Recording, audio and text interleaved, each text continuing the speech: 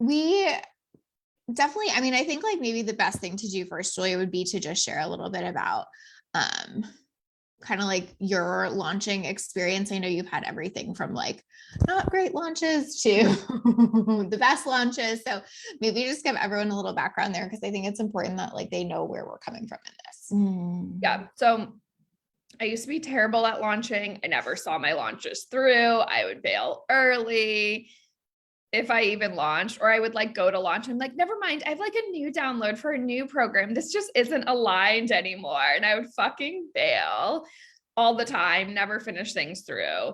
And then slowly started to like tackle piece by piece of what it takes to really launch. And then finally be able to put it all together and be like, oh shit. And then in what looks like a miraculous turnaround, have a 6-figure launch, but it really wasn't. It was little by little, I mastered different pieces of it, and then started like, especially with Lacey and helping on mindset of making it count, moving out of my own way of like, I should have figured this out by now. Everyone else is launching and it just magically works for them. And now I love launching. Now you're just launching and it magically works for you. And I'm teaching launching, but it's cool to turn around and be able to like go from hating it, failing at it, to like loving it, mastering it, and being able to teach so many other people to do it.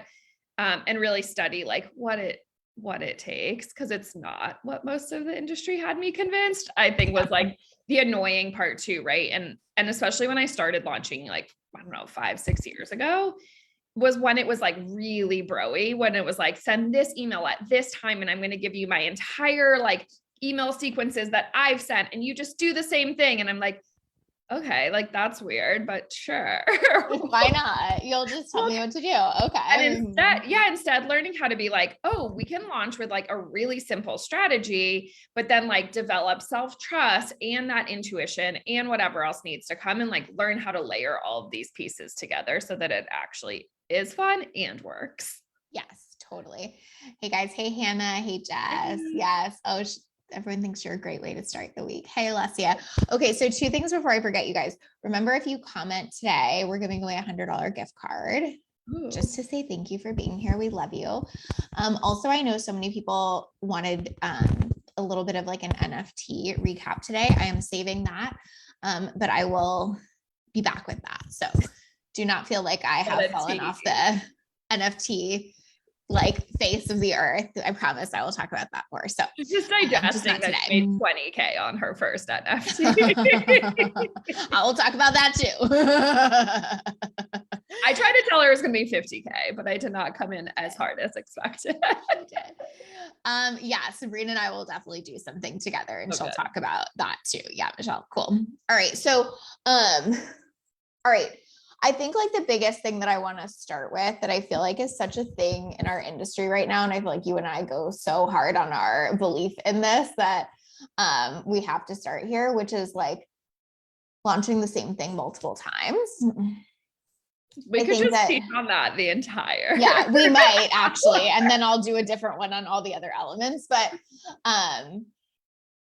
this is Julia's launching right now her Pleasure to Profit Launch Method program. How many times have you launched this now? It's our 3rd time. Yeah. So, and we only launch all my programs. Yeah, I'm literally doing nothing, you guys. We only launch once a year, but I have like multiple signature programs, and we launch them all the same way. So I think that's just like helpful to keep in mind, is like, not only do I launch the same thing multiple times, I launch the same way every time I launch a thing. Yep. And that's how I've been able to get to like, I don't even know, mastery level, but like where I can have fun and it's easy and it's chill and I'm not fucking panicking. So Julia had said earlier that thing about like, she would be in the middle of a launch and then get like a download for another launch and like whatever. And like that, I think, is the thing that keeps so many people in our space either stuck, or it's working for them, but they're working their ass off to make that work for them. Like it is absolute burnout 101 in my opinion. And I think it's also really, really hard to like master your own craft in like terms of like the delivery and teaching. So this is something really important to think about too. It's not just about like, how do you get to that 6-figure launch, but the way you're going to get to it next time is for the people that did it the last time to have a fucking fantastic experience in it.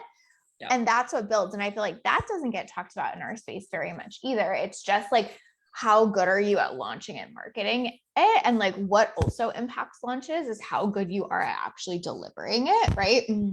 Yeah. And if you know that you're not, like, if you have a model where you know you're not going to sell it again, like you almost don't care. And unfortunately, I think that's happening a lot in the industry, is like the emphasis becomes on who can launch the best, the fastest, and the most, instead of who's delivering programs that get sustainable results.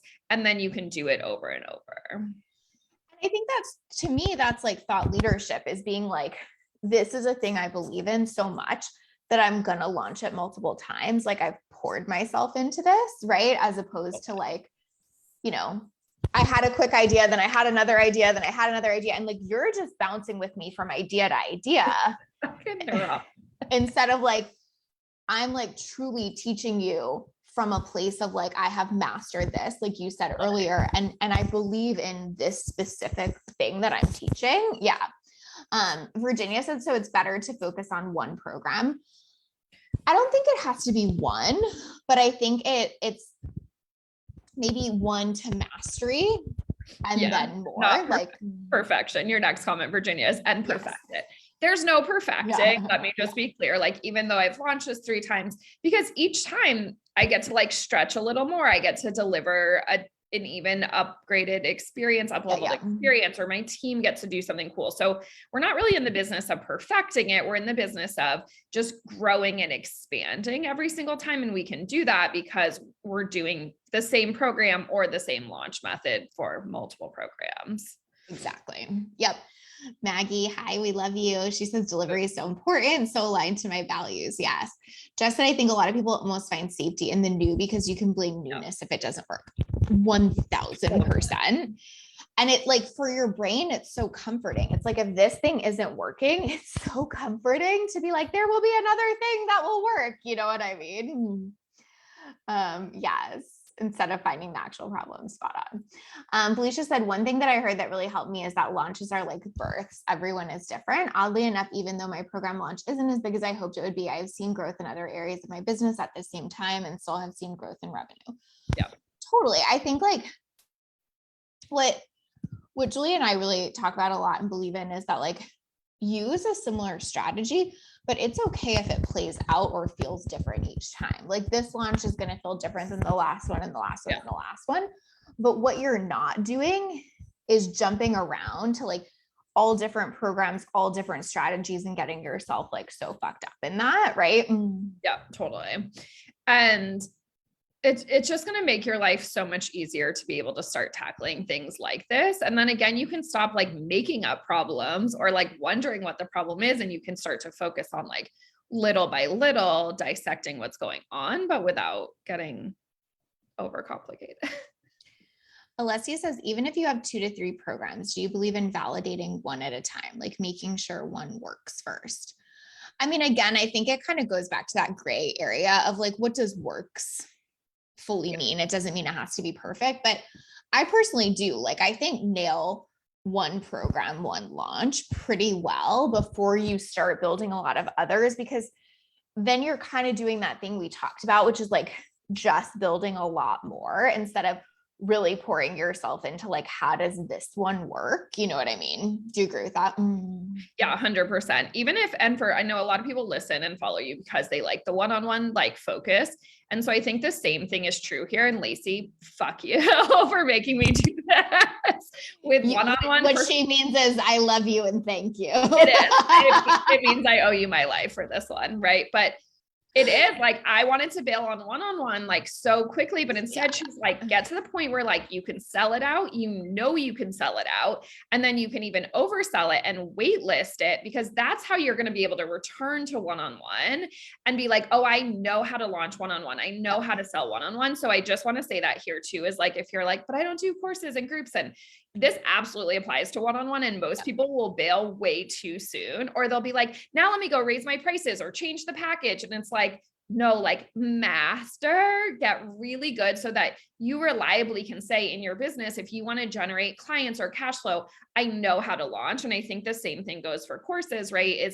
It's really hard if you're like, well, I don't know if this program will generate sales or this launch method will generate sales, because you start to not feel very empowered in your business versus if I'm like, I have a launch method I could plug anything into and it reliably will work because I've worked it enough times to find out how to do that process. Like that puts me in such a different position in my business, and same thing for one-on-one. Yep. Michelle said, but who will I be without all my made up problems? So cute. It's a great question. One of the questions just disappeared. I'm trying to remember if I saw it and what it was. Wait, tell me, I can see them. Tell me, what did it say? They're moving so fast. If you launch the same program again and again, yes, wouldn't you exhaust your audience at some point? Do you focus on audience building during launches to solve that? Yeah. So the idea, again, like I'm saying, I launch the program once a year, but so like, I'm actually not exhausting my audience.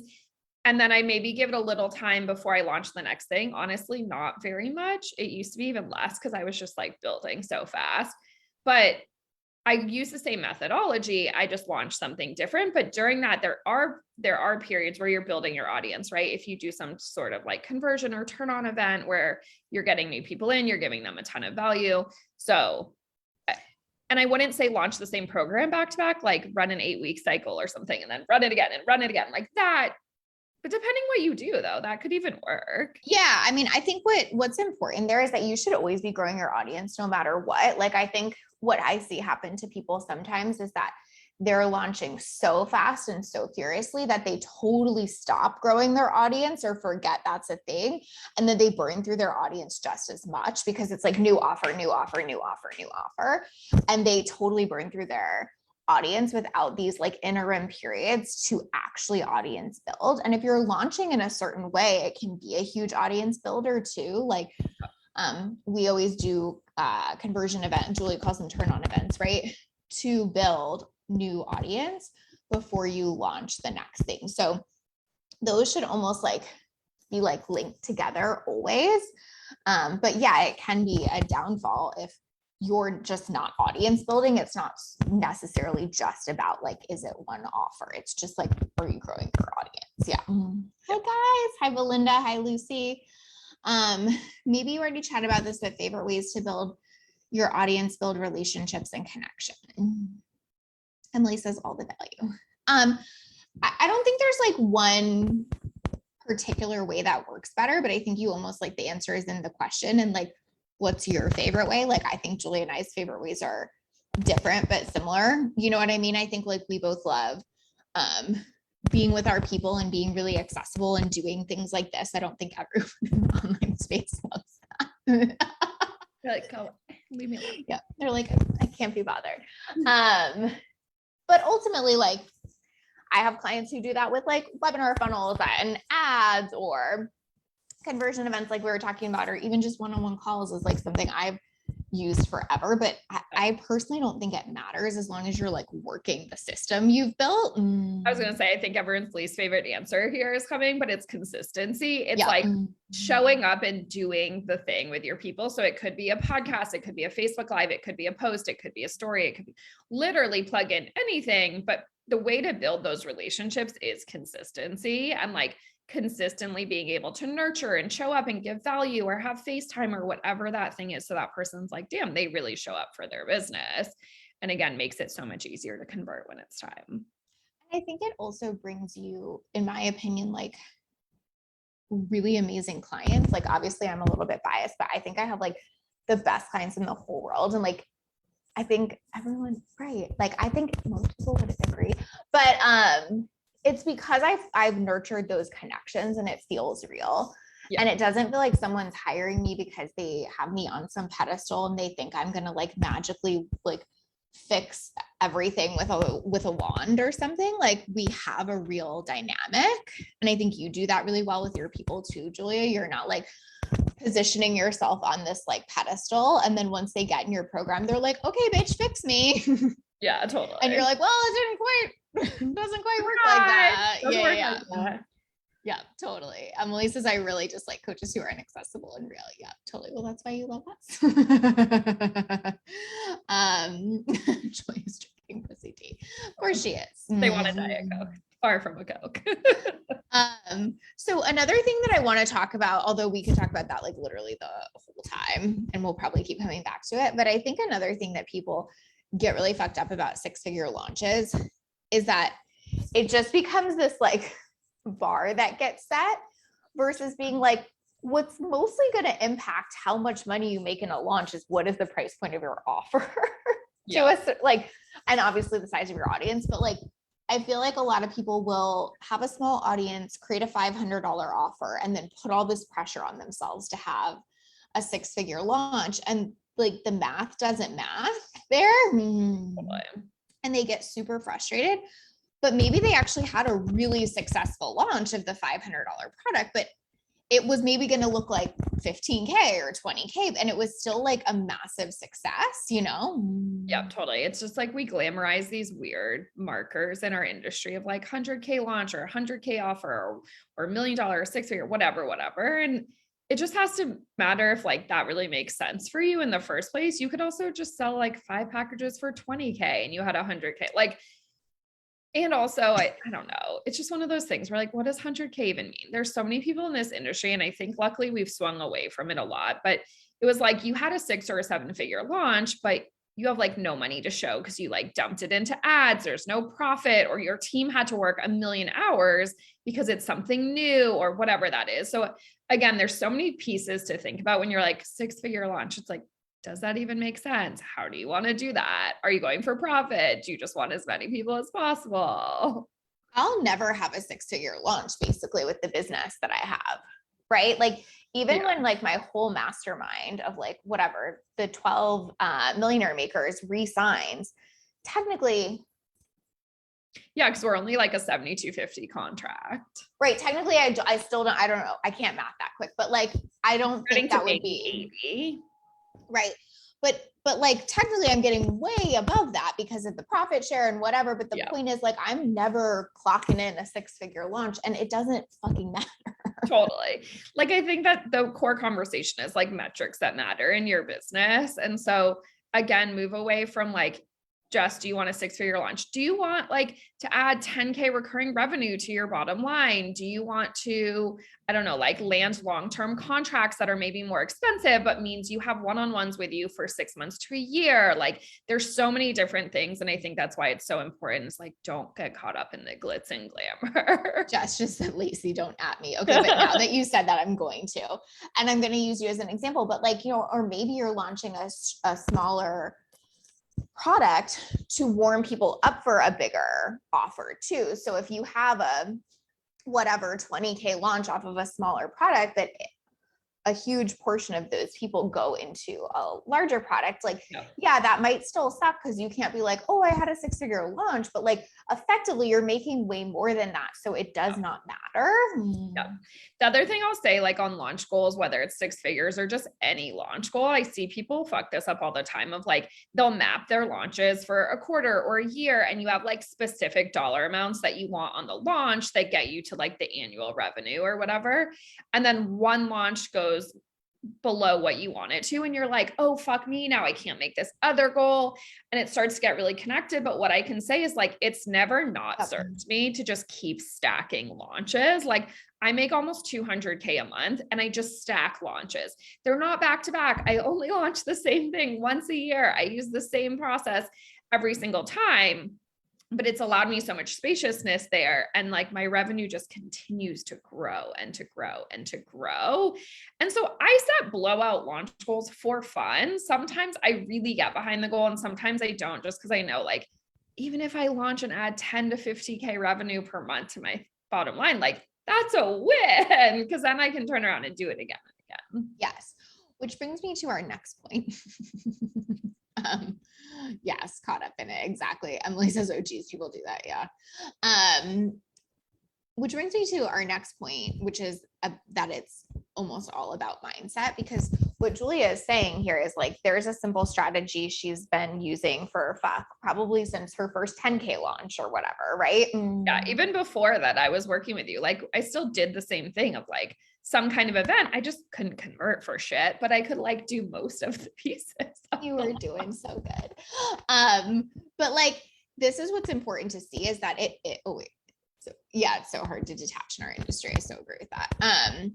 So why mindset is so important here is because it is, I think you guys can like hear it in what Julia is saying and see it, which is like the mind fuck is doing it like that again and again and not like dysregulating yourself and chasing something else and being like, well, if this got me here, then something else has to get me there. And so like the fact that you've been doing the same method since like you were launching your one-on-one for the first time to now when you're having like whatever, multiple six-figure launches, like people just need to hear and see that. But what is so hard about that is staying even keel enough to be able to do that. And that's why we say mindset is everything, because truly what I see in our industry above everything else is that most people just cannot stay in that like even neutral place enough to do that. It has to be like this. And we're so quickly causing a lot of intensity around all of these things, right? That was like a nice way of saying it, but yeah. I just say like we're all addicted to the chaos of it, and the highs and the lows. And it almost feels boring to run your business from this place. And sometimes I'm just like, oh, like, why are people buying all of the like highs and lows from people? I get so frustrated. But it is like a lot of entrepreneurship also is glamorized as the highs and the lows and the highs. And it starts to feel like something's wrong when you get to the point where like, you're maybe like riding a little wave. Like my mindset, like, oop, took a blip over here, but like brought it back down.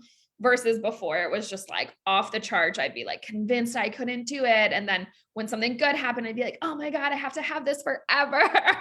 Now it's just like, okay, like we're good. Like as long as we mostly stay up here above baseline, things are going to be easy. And they are. And that's how they get easy though, right? Like if you're doing this, it's impossible to experience a lot of ease because you're fucking doing this. Do you know what I mean? Right? Like I hate roller coasters, so it's a bad example, but it's like hard to be like totally emotionally regulated on a roller coaster. You know what I mean? For me, it would be fucking impossible, but it's like early designed. And I think you also, it's something to like kind of what we were talking about before, where people are just like in this constant cycle is like being mindful of like who you want to buy from, who you want to co-regulate to, how they teach business, but how they also operate and run their own businesses is like so nice to see that if you're like this, you might want to get you someone that can like be like, okay, let's come here. And they're equally like here versus being on a roller coaster and getting someone who's like, yeah, let's chase the high. It's fun, but it's not sustainable. And unfortunately, I think we see that a lot here too around launching. Yeah. And I think it feels like it has to be all one way or another. Like you need the coach that's like pushing you to be like, what's the next goal and what's the next thing and da da da da. Or you need someone that's like totally like, it's fine, it's all good. And really you need someone that can shift with you between both. Yeah. Like I feel like we've had launches and working together where I've needed to be like, what the fuck are we doing? Let's get excited, right? And then somewhere it's like, no, none of that. Like we're here.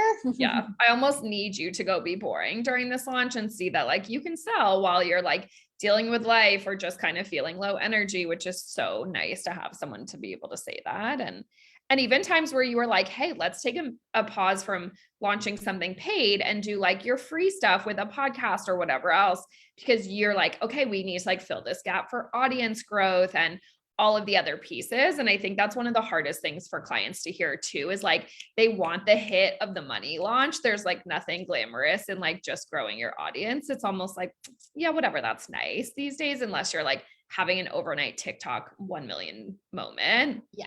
Mm-hmm. And so like also being able to think that way is so important of like, okay, cool. I can also pull myself away from the money side and like balance all of those pieces. Totally. So I think people are asking, one is like how to know when to keep going or when to stop. And then also like how to actually stay off the roller coaster. Felicia said, I can relate to addiction to the chaos. I earned that well before I became an entrepreneur. Yes, if you know, I've really had to learn that it's okay to be chill. I find healthy ways to get my kicks. That's why BDSM, mostly rope, has been so good for my mental health. Right.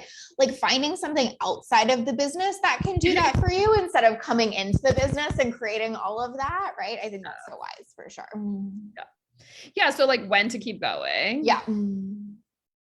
I mean, it is Always. nuanced and loaded, but it's like the answer is probably always keep going. It doesn't mean just like slam your head against a wall, but it means like if you don't have the mentality of I'm going to work this till it works and stay in it, that's like the number one place you've got to start. And so I think like I've seen that every single launch I've worked on with Lacey is like, if she's like, if you aren't in it to like stay in it and figure this out, then like we can't even add on top of that. If you're like, I'm only launching to hit 6 figures, and if I don't, I'm going to hate launching, or I'm never going to do this again. Or if my masterclass doesn't get 100 people, I'm never doing masterclasses again. It didn't convert at 40%. So like, I'm fucking out of here. It's like, no, now you figure out the next piece and the next piece. And so it's like, keep going, but have a critical lens, but only really on top of that base of like, I'm going to figure this out. This will work. And I'm going to stay in it until it works. Like to me, that almost always is missing for people and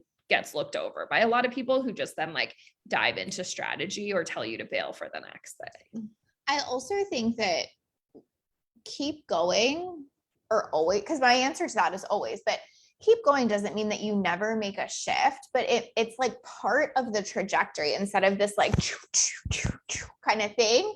I mentioned this last week, I think. I can't remember what I was talking about, but I use this as an example of one of my clients who like was in the middle of a launch and like it was not going how we thought it would. And her audience was just like very fucking clearly pointing us in a different direction. They were like, this is great, but I can't wait till you do this. This is cool, but I really want this. This is cool. But and so we obviously are like going to hugely pay attention to that and make a huge shift, but it's still not this. It's still like this path is unfolding. And so we've learned so much from this launch that now we get to shift gears. And so again, it doesn't mean you don't shift, but I think it's like what people do, in my opinion, wrong is they go, that didn't work, throw it out. And they miss all of the learning, all of the adjustments, all of the data, and it feels like it was worthless. Yeah. And that's where it's bullshit, right? Just like before where my like turn on or conversion events weren't converting, right? We would say like, so I would do this huge challenge or some sort of live stream series, and then it wouldn't immediately convert into sales. Well, instead of throwing that away, I was like, well, where's the sales breakdown? Like, where am I not making enough offers or talking about this, like what I'm solving or why you would buy it or how am I not sold on it? But like without throwing away the core pieces. And I think a lot of us tend to do that at the beginning of our business until you realize like, that's just always going to be a thing. Like you're always going to want to tweak and make something better. Exactly. But without something there in the first place to make better, like. And you know, what you're doing in that situation is like, if Julia had been like, fuck it, conversion events don't work for me, she wouldn't have had like everything she has now in her business, like, you know, be about to have a multiple 7-figure year, have grown so fast. Like conversion events weren't the problem. Totally. It was just one little piece of it, which was like the end. And that inside of so many other pieces where I was like inconsistent. You can't only show up for a turn on event and people be like, but where have you been the last like 5 months? Because I've seen you like here and there. Mm-hmm. And so then I also had to solve for that, right? There's so many other pieces that had to come together. And I think it's just important to remember as you're building, like there's also no one thing that can make or break a launch. If people are like, oh, I fucked that part up. It's like, no, you haven't. That's not a thing.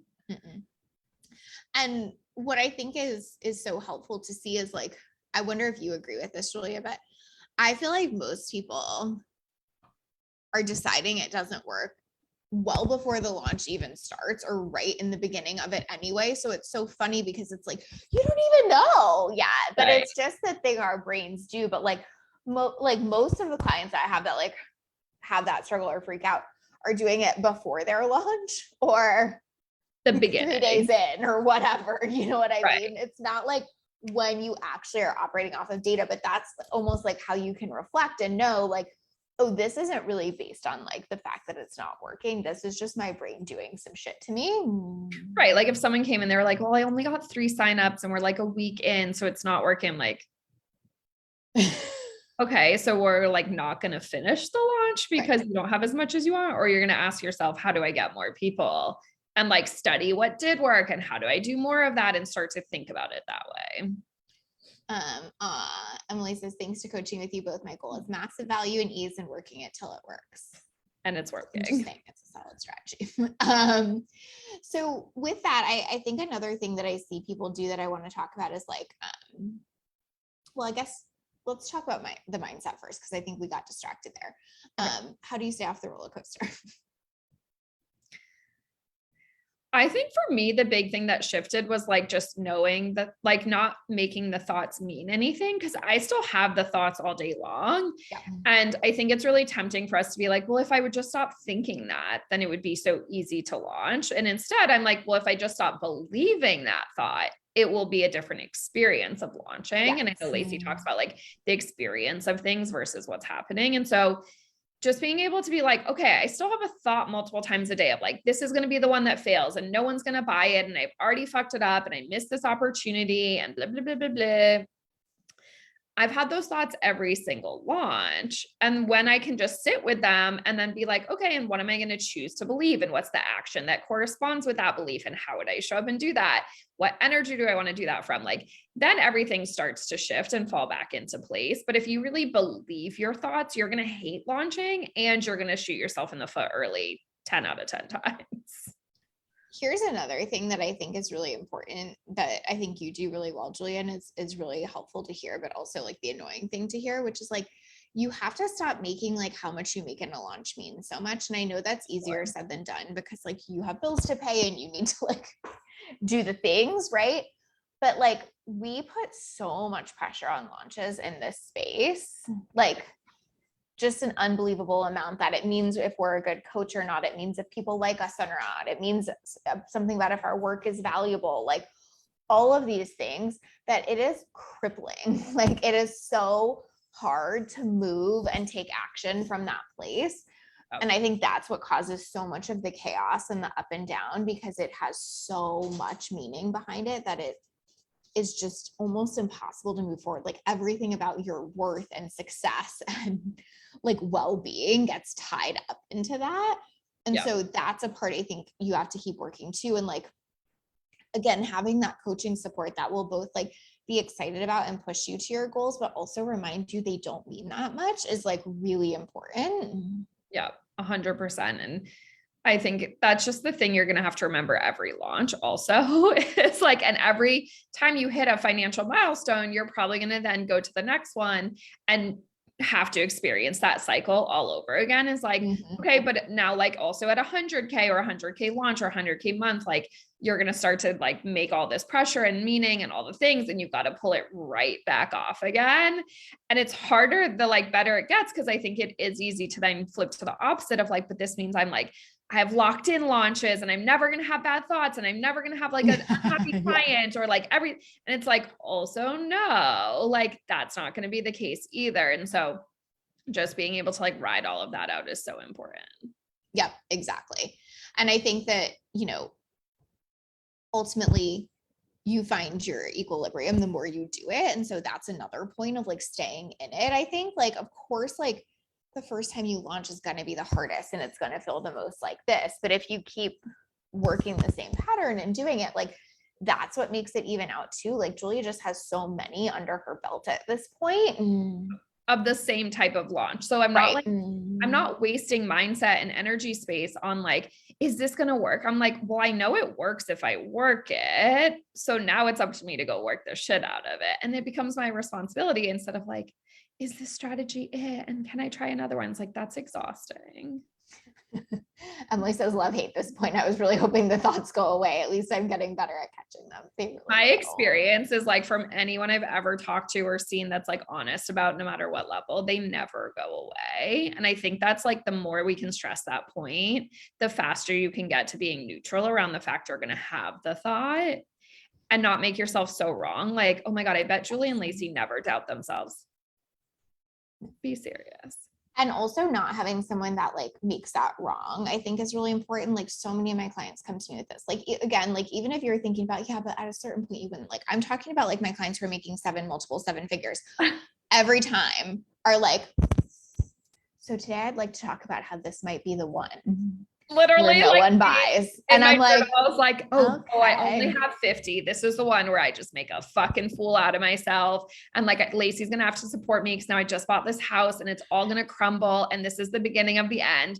And my clients all do the same thing. And it's fucking comical when you realize that it's not just you. It doesn't need to go away, but how you manage it gets to change. And then it just gets to be kind of funny and you'll move through it in like 5 minutes, an hour session with Lace, whatever, a mindset session that you're going to do instead of like it rules your entire launch and just destroys your business. And it gets funny almost, right? Like Julia was saying, like, but also like, I think what can happen is then in our space, it gets made wrong where it's like, how are you having this thought again? How are you letting yourself go there? And instead we're just like, oh, cute. Look at you doing this little thing that we always do.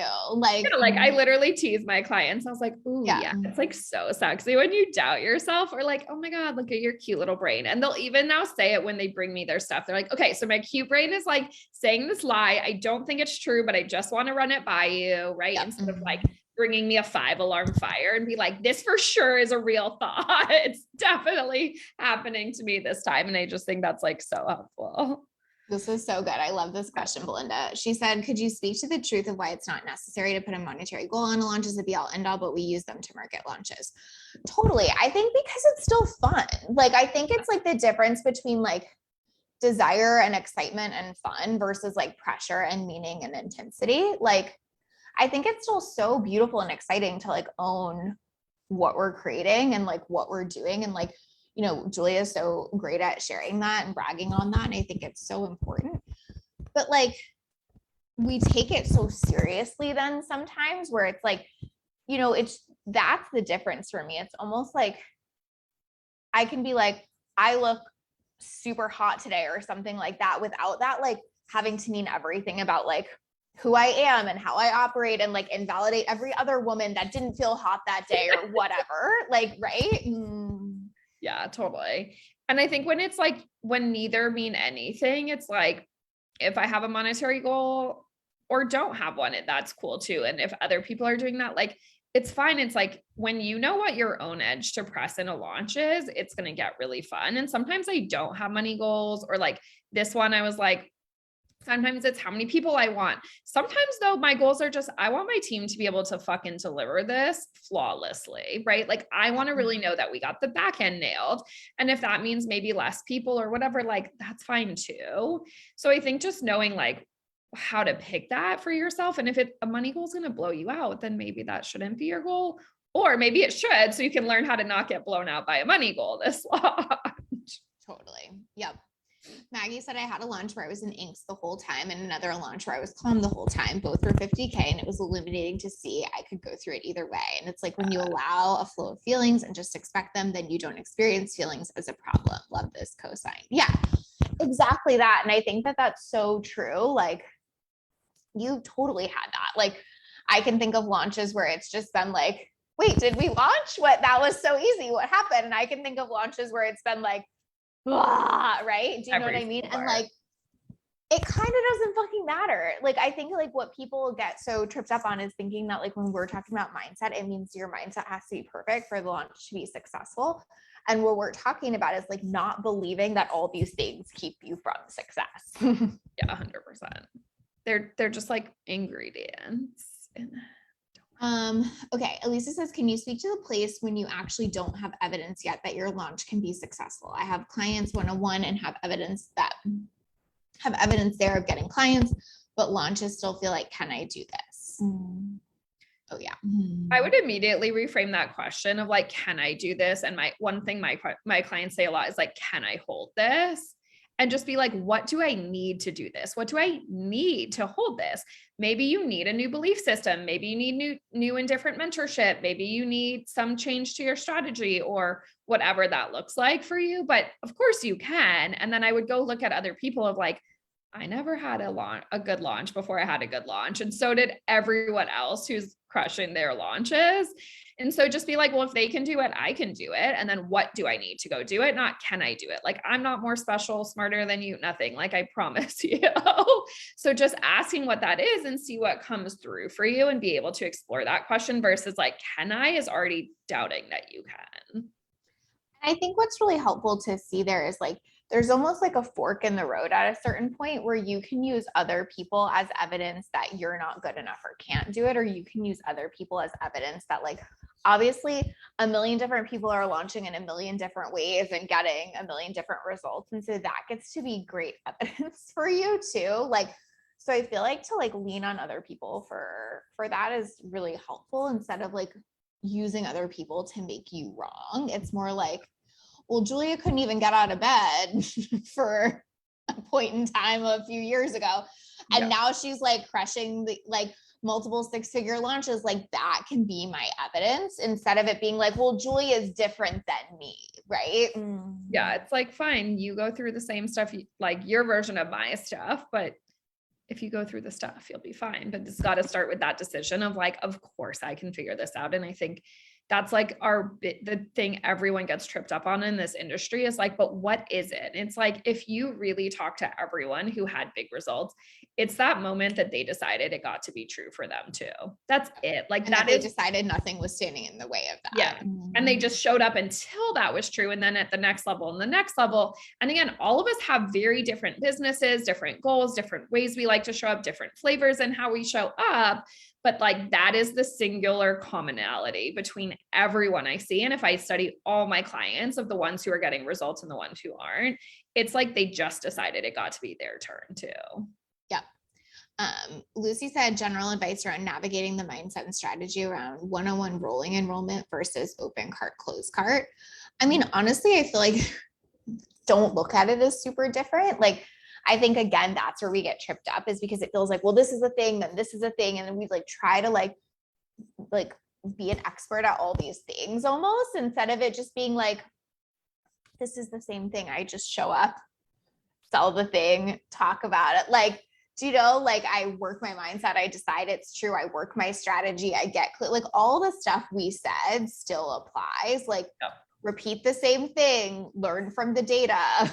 Give value. Mindset is everything. Yeah. Give value, stay in it. Get like sold on your offer. Tell people what the outcome is, not just like how you're taking them through the process. Like everything is true. It's just like you have to hold the energy of the people coming in maybe longer for that one offer. But you can ask yourself the same thing of like, what do I need to be able to just like hold a rolling cart open? Totally. Yeah, Elisa says, I feel like our brains do this, but for me, it's a different thing. For sure. And that's just like, that's when it changes. When you can work that edge more than you're working the like, what's the latest like launch hack edge? Yeah. That's when it shifts, like truly. Totally. And I used to tease my clients. I'm like, you're not the special snowflake that this doesn't get to work for. Like, I mean this with so much love. You're not that fucking special that this doesn't get to work for you. You are special and wonderful in many other ways, but not in that, like, there's some secret magical code of business that you also don't get to have and figure out. Like, it's just not true. Which, by the way, we both agree with this very much, but I feel like it's like the downfall of our industry right now is that everyone is trying to tell you there's some secret magical code that they have that you don't have. So like in some ways it's not your fault if your brain is doing that, because a lot of that marketing gets built in of like, I have codes and a secret and a formula and a whatever that you don't have. Come to me, precious one, and I'll give them to you. Right? Like, and that's what gets in our brains. And we're like, oh, well, fuck, I don't feel like I know what I'm doing. And they're saying they have a secret. And it's also nobody knows what they're doing. Right. It's also going to make it hard for you to sell if you think that's how like you have to market. Because most of us think what we do innately and naturally isn't that special, because it is. It's just like your gift, but because it's always been your gift, it doesn't feel special.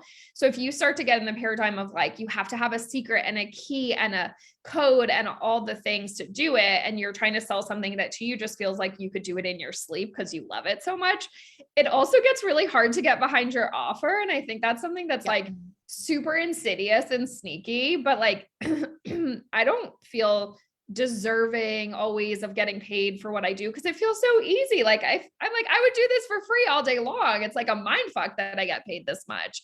But I think that's so helpful to see, like, that doesn't matter. You just decide, like, I'm getting paid for this. I'm not that special. No one has some code or secret key. You just show up, you deliver value, you learn how to sell the thing and like talk about it in a marketing speak, learn how to do that in a way that feels good. Do it enough times and you're good to go. What people might have that you don't have is just more experience under their belts. Like Julia now selling PPLM, like she just has a lot of launch experience under her belt. And so it makes sense for her to sell that program, and it makes sense for people to enroll in that program and be mentored by her. But it's like without the secret vibes, it's just with the fact that like I've run this process enough myself and with enough people, and like it's fucking tried and true and it works really, really well. But you have to see that as so different from like, she has something I don't.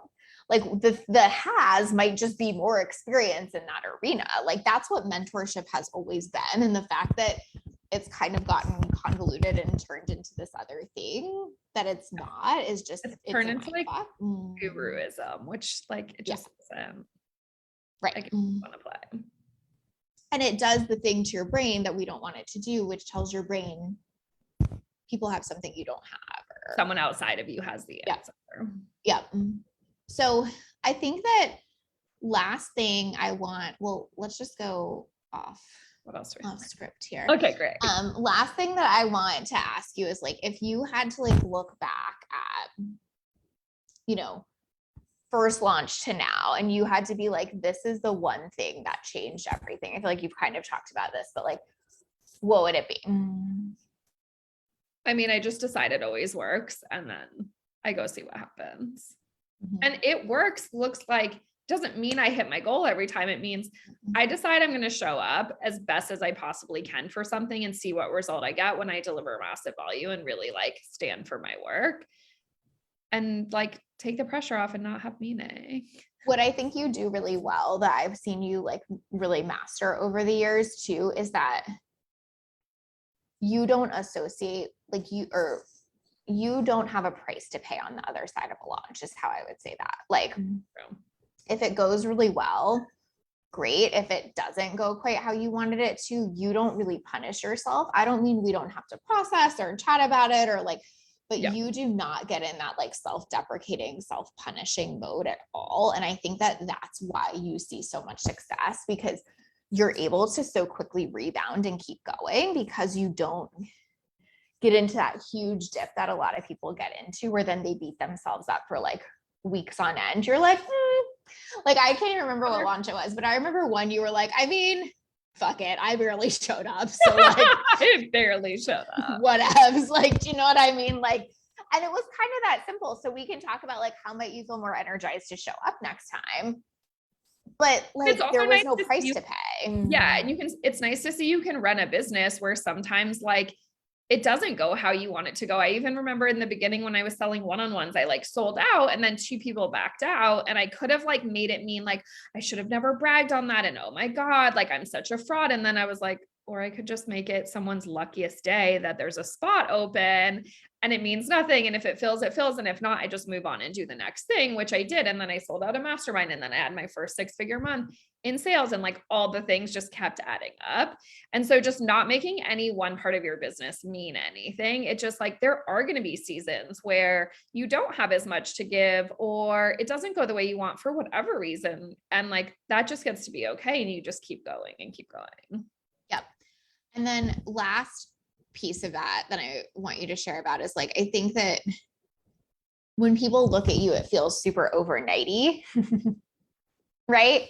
Like it feels like you just one morning woke up, decided you were going to have a 6-figure launch, and then did. And like, in a sense, that's kind of true, but in a much greater sense, it's not even close to true. So can you like just share on that a little bit? Because I think that like so many of us are finding ourselves like waiting for that pop moment. And like, in some ways you had it, and in some ways you've never had it. You've just stacked, you know? Yeah, I really just kept going. Yeah. Yeah, I think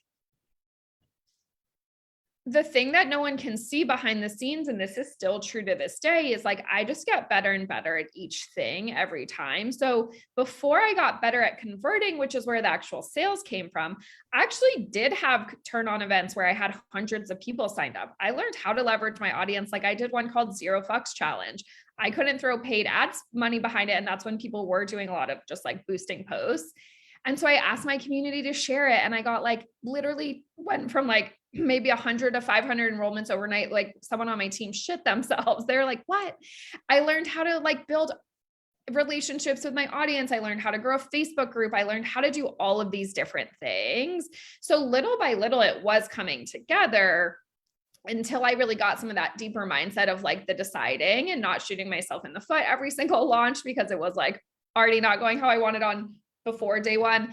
And then also really being able to just like ride it out, to stay in it, to have a good time, and just was like to do it my way and not make it mean anything. So yes. and learn how to sell people, because I finally got sold on. Yeah, you clicked in each piece and then it looks to the outside world like it pops and snowballs, but really you've been clicking in each piece behind the scenes. Totally. And I've been doing it for 4 years. And I think like, and for 4 years, I'm like, well, if this isn't it, then this is the time I leave. And this is time. And Lacey's like, well, you're obviously not leaving. So like, can we just decide that's not the thing?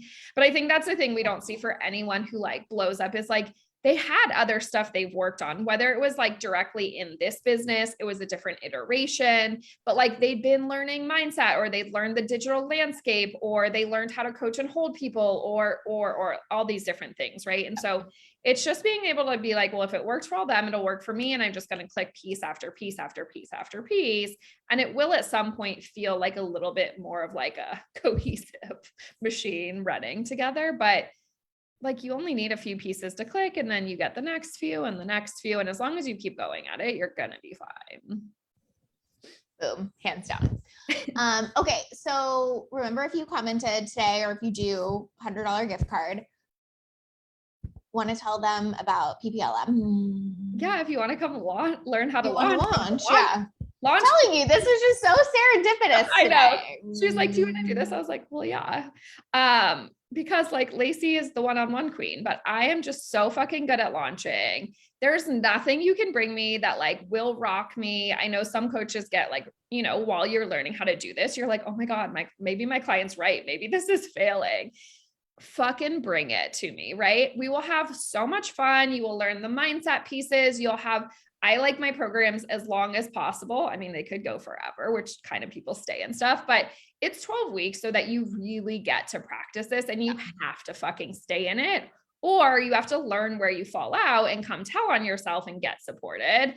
But we'll do it with like, we give you a structure of how to launch. So we take the guesswork out of that. So we really can see where your mindset gaps are, where you overcomplicate it. And then if you guys don't know me, I'm a pleasure queen. And so we also bring in the fun and the body piece. So it's not just all living in your brain, but your nervous system is regulated. You feel good and turned on and magnetic and all the things. So you can join us. We start on, I think, Valentine's Day. So you have a week to get your butts in there. It's amazing. I mean, probably people on this can already tell you if they're still on, but you can always go to my website. It's juliacwells.com/PPLM, which stands for Pleasure and Profit Launch Method. We can put it in the chat too. Yep. But basically, I think, you know, what is so beautiful about what you're doing that we talked about before is like, third time running this program. Oh, God, I don't even know how many launches under your belt at this point. Like, this is like about the delivery and about the actual value and like proven results behind it. So I think that is amazing. I love you. Thank you for coming on today. Thank you for making time for us in your slow, beautiful morning. We appreciate it. I hope that you have a wonderful day. I hope you all have a wonderful week, and I love you. All right. I love you. Thank you guys. If you have any questions, just DM me or come find me. Bye guys.